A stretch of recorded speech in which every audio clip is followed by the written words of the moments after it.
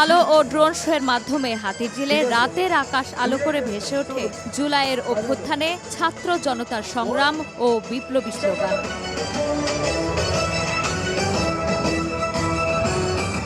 সরকারি বেসরকারি বিশ্ববিদ্যালয়ের শিক্ষার্থী সহ ঢল নামে সাধারণ মানুষের।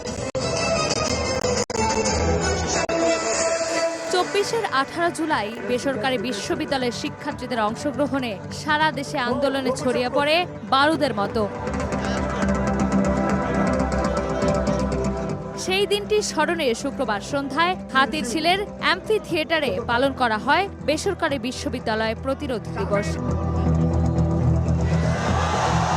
এ আয়োজনে উপস্থিত ছিলেন সরকারের বেশ কয়েকজন উপদেষ্টা সহ শহীদ পরিবারের সদস্যরাও। অনুষ্ঠানে বুয়েট ছাত্র আবরার ফাহাদ হত্যাকাণ্ড ও বেসরকারি বিশ্ববিদ্যালয়ের শিক্ষার্থীদের জুলাই আন্দোলনে গড়ে তোলা প্রতিরোধের ওপর চলচ্চিত্র প্রদর্শিত হয়।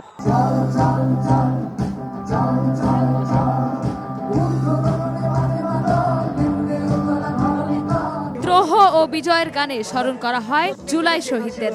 মঞ্চ ঘিরেছিল বেসরকারি ও পাবলিক বিশ্ববিদ্যালয়ের শিক্ষার্থী সহ হাজারো দর্শক।